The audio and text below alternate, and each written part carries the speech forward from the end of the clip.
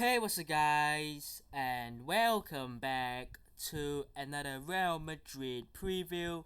This is the preview to Real Madrid versus VFB Stuttgart at the Santiago Bernabeu for the first Champions League match of this new season with a new format, which is going to be very interesting to see how this plays out.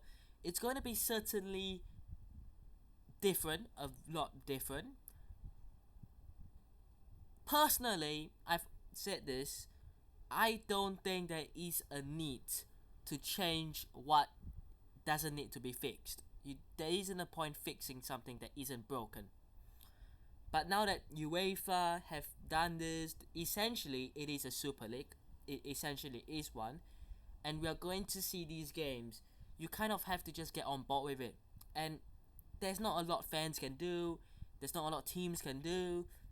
It is down to UEFA, and this is the new format. This is a new rule and structure that they have implemented, and we just have to follow the flow and go with it. Of course, there are still going to be spicy games. I mean, Milan Liverpool tonight. What's a game that's going to be? Young boys against Aston Villa. Tonight, Juventus play, I think it's PSV. Sporting play Lille. Obviously, Real Madrid against Stuttgart.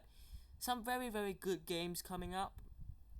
It's going to be pleasurable. It's going to be enjoyable. It's going to be fun. It's going to be interesting. But certainly, you will miss that kind of old group stage and then knockout round. But I suppose there's more games to watch, sort of enjoyable.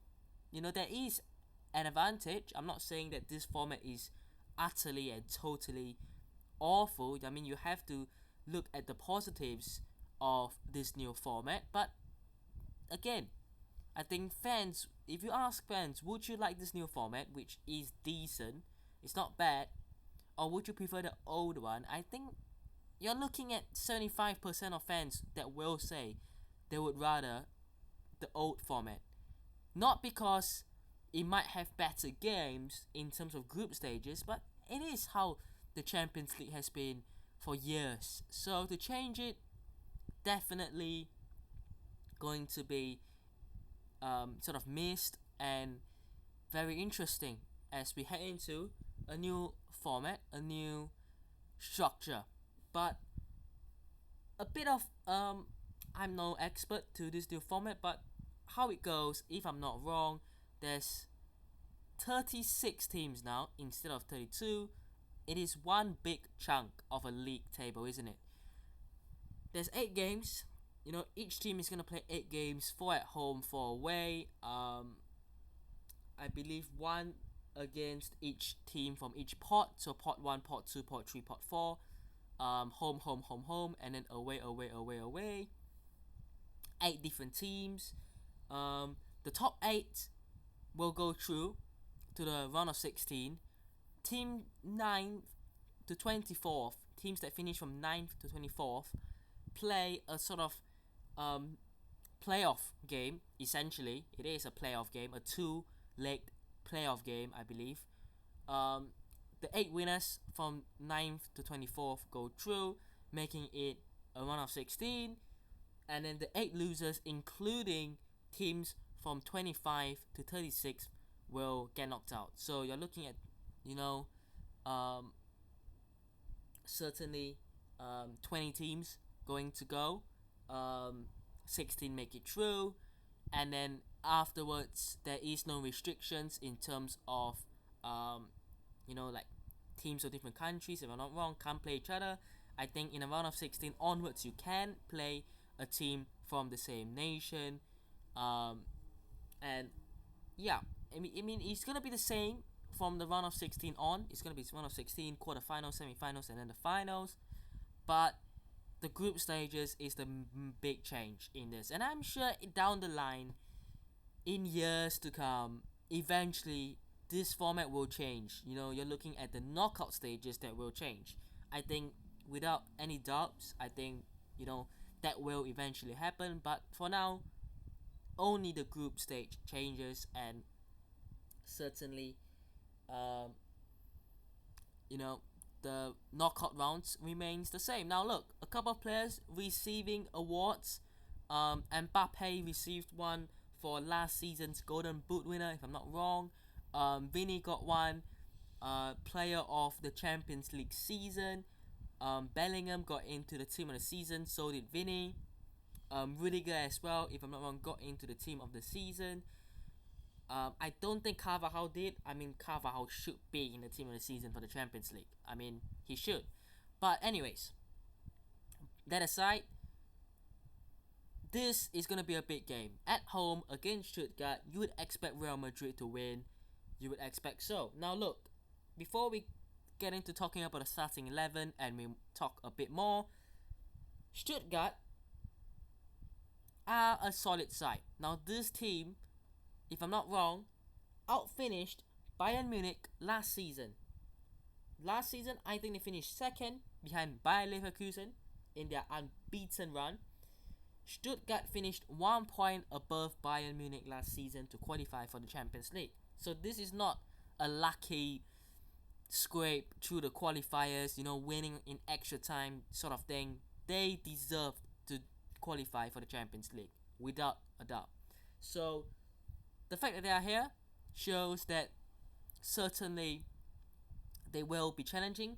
Of course, they've lost Guirassy, who has gone to Dortmund, and we will play Dortmund eventually as well, which has hurt them. They're currently 10th in the league, in the Bundesliga. Away form wise, they won their last away game against Gladbach. They won a cup game away 5-0. They lost to Freiburg away 3-1 at the start of the season. So it is a win away and 2 losses. So 2 wins and 1 loss. Sorry, but the 10th, and realistically, is the start of the season, so you can't really judge that as of yet, because I'm sure they'll get back into the top 5 soon. But they're a good team. They've got Undav up front. Stiller, he's a very interesting looking midfielder. Milot as well, the French midfielder that they have got.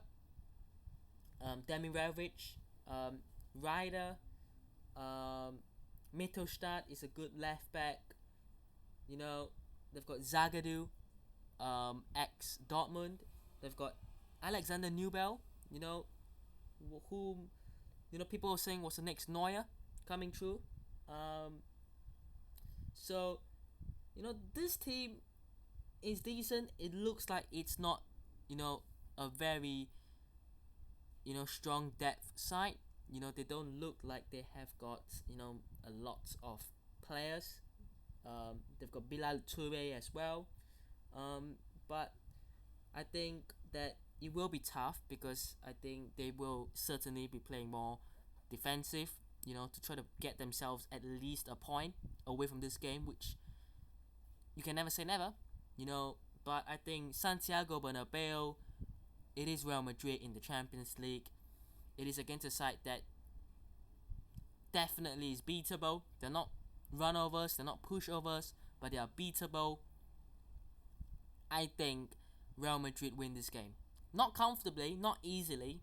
We haven't seen that this season, apart from one game, which was at home to Real Valladolid. And even that game, that first half was painful, but that second half was a lot better.